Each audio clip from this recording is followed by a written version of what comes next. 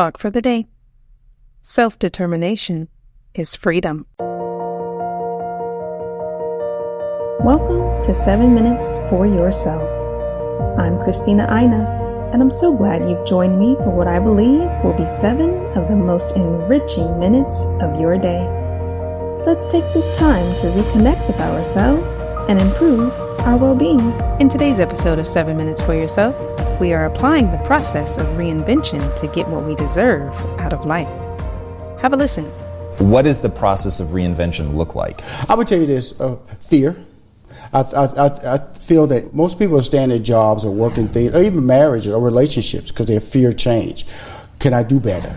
Can I get a better opportunity? Will somebody hire me? Will somebody date me? Will somebody marry me? Will somebody want my kids that I have? That's a fear, and people don't want to make change. So I don't just take it from just an entrepreneurial standpoint. I take that conversation to the social behavior of people when they don't want to make adjustments because they've already told themselves they can't do it. And when you make adjustments, when you stop yourself first, really is sad.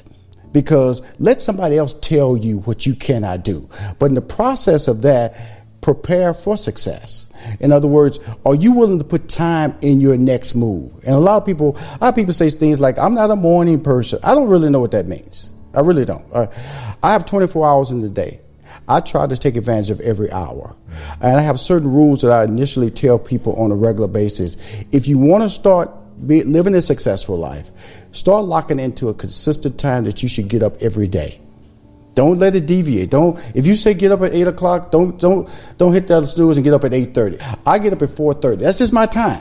I'm not a happy guy getting up, but that's a goal I set. And I'm gonna just tell you this honestly: if you're about to make a change in your life and you feel uncomfortable, that's the best feeling you can have.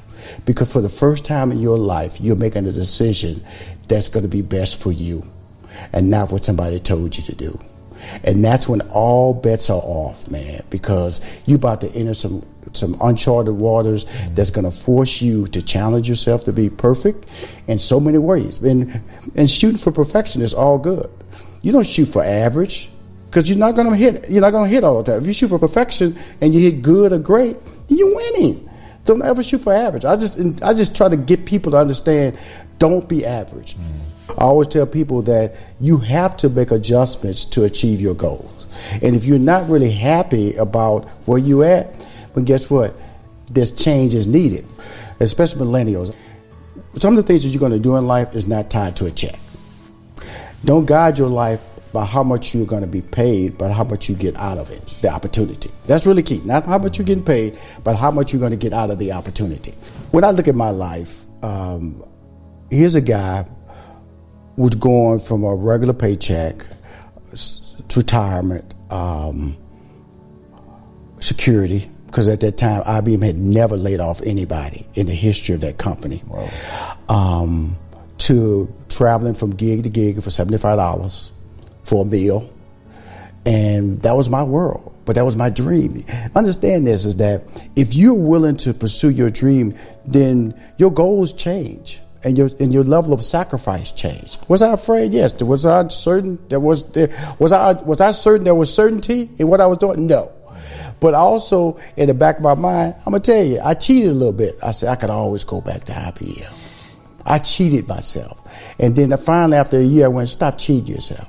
Why was it cheating yourself? Because when you want to do something in your life, you don't put options out there. You don't put a B plan. You this is what you want to do. You commit to it. Well, how am I going to do stand-up and say I want to do stand-up, but I'm still thinking about going back to IBM? Those are two different lanes of activity. And quite frankly, I was not satisfied in that previous lane. So why is that an option now? And so that's why I was cheating myself until I went, this is what you want to do it. And started performing on cruise ships. What changed in that moment that's so powerful? Did you start working more? Like, what happens in your actual tangible life when you make that decision? I'm gonna tell you, when I moved to New York, there's two moves in New York I got to tell you about. First time I went to New York, because I moved to New York in '88. I was hot as a comic. I was being Rashawn. And everybody thought I was a star. I remember the guy at the Improv walked up and he said, "You're the next one." And he said that, I said, "Well, I'm sorry, I work for IBM." He goes, We said, you need to quit. You got it. And so that was Rushion there. Okay, that was Rushion, no hold bars. That was Rushion McDonald doing his own thing. Cut to 88. I go to New York. I walk on stage trying to be something I thought they wanted me to be. Mm-hmm. I thought they wanted me to be the next Eddie Murphy. I thought they wanted me to be the clean like Bill Cosby. So I walked on stage and was rejected every time I was on stage because I was not. So I always tell people, if you're going to go down being you.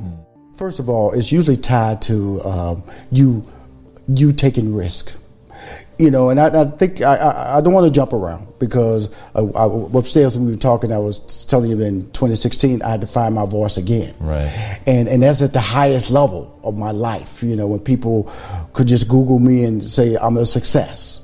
And so know that. And when you say reinvent in 2016, you're saying leave Steve Harvey and start your own thing. Absolutely. And that was a very powerful decision that I had to make in my life to say, who is Rushion McDonald?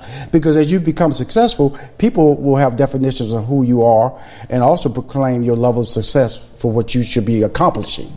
So back then, I was just a guy who just trying to make a check, man. I was just trying to be funny. Know that now. Those are simple standards. If you keep it simple, you can find your voice. That concludes today's episode of 7 Minutes for Yourself. Please take a moment to rate and review the show on Apple Podcasts. Today and every day with your kiddo is a gift. Enjoy it. Thanks for tuning in.